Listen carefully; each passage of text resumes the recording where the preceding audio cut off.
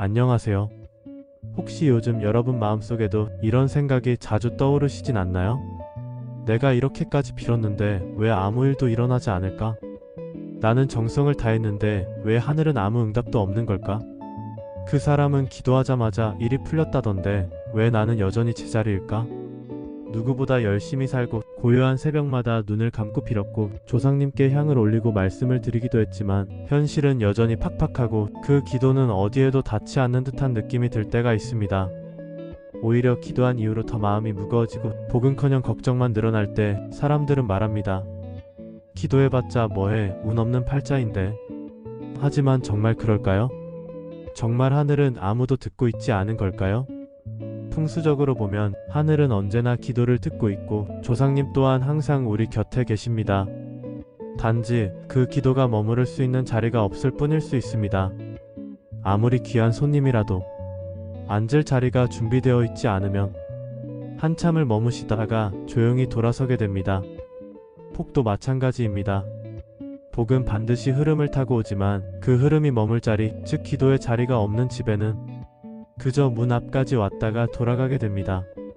오늘 이 영상을 끝까지 보신다면 기도가 왜 현실로 바뀌지 않는지, 그리고 기도한 대로 인생이 바뀌는 사람들의 공통점이 무엇인지 분명히 이해하게 되실 겁니다.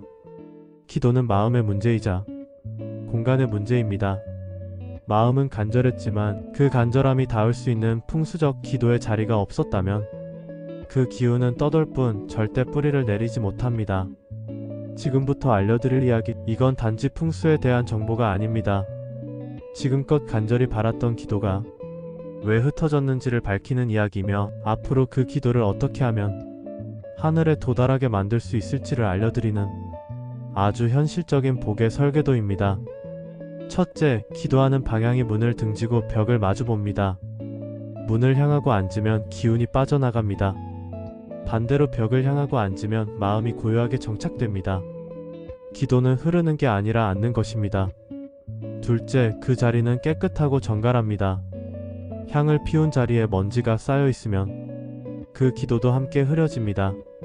재물운도, 돈복도 깔끔한 공간에 머무르기를 원합니다.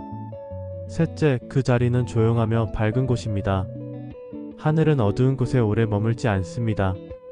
햇살이 들어오는 아침 창가, 은은한 조명이 비치는 한쪽 구석, 그런 공간이 기도의 기운을 머금게 해줍니다. 한 구독자분께서 보내주신 실제 이야기가 있습니다. 그분은 평생 시장에서 반찬 장사를 하셨던 여성분이었습니다.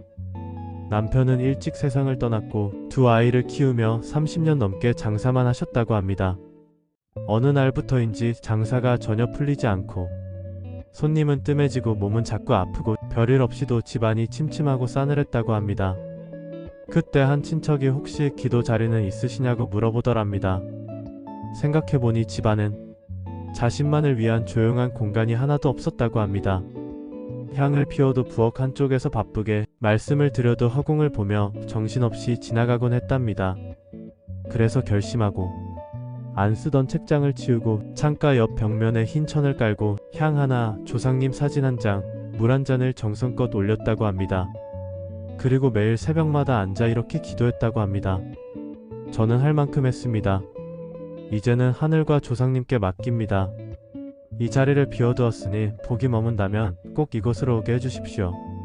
그렇게 21일을 채운 어느 날, 예전에 함께 장사하던 후배에게서 연락이 와 조용히 운영할 수 있는 작은 가게 자리를 제안받았고 그곳에서 다시 장사를 시작하게 되었다고 합니다. 그분은 말합니다. 기도는 마음도 중요하지만 자리를 만든 뒤부터 하늘이 내 말을 듣기 시작한 것 같았어요. 복이 와도 앉을 자리가 없으면 떠나더라고요. 여기서 여러분께도 한 가지 작은 실천을 권해드립니다. 오늘 이 영상이 끝난 후 집안에서 가장 조용하고 햇살이 드는 자리를 찾아보세요. 하얀 천 하나를 깔고 향 하나를 피우고 물이 담긴 유리컵을 올려놓으세요.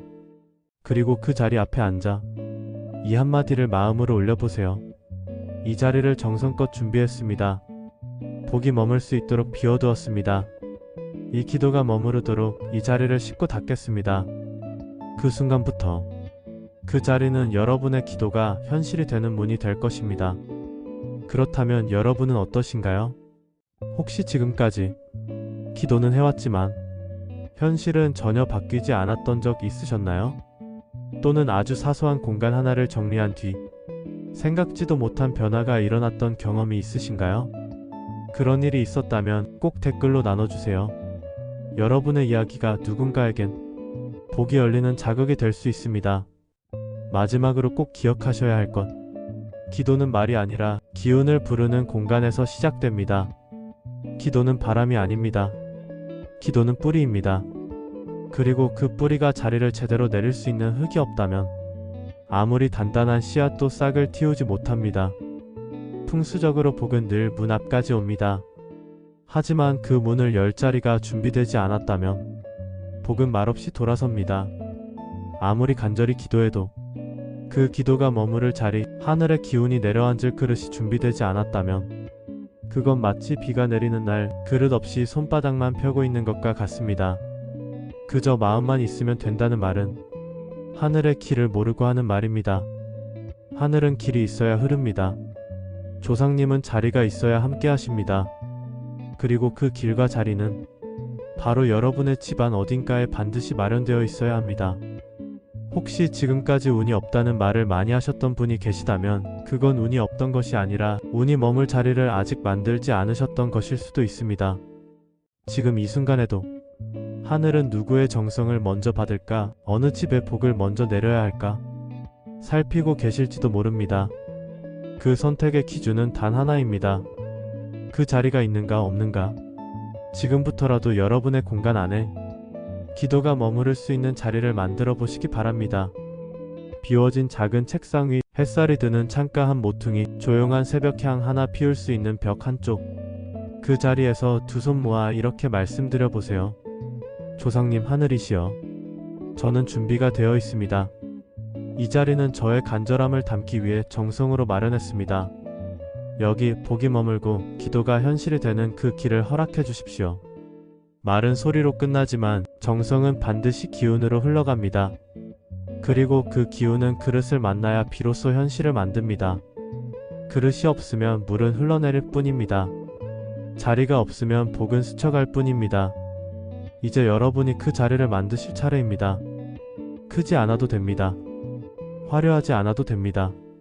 단지 그 자리가 진심을 품고 있으면 됩니다. 하늘은 정성을 외면하지 않습니다. 조상님은 진심을 기억하십니다. 그리고 그 복은 마침내 준비된 그 자리 위에 조용히 앉게 될 것입니다. 오늘도 여러분의 삶에 하늘의 기운이 머물고 조상님의 인도가 함께하기를 진심으로 기원드립니다. 감사합니다.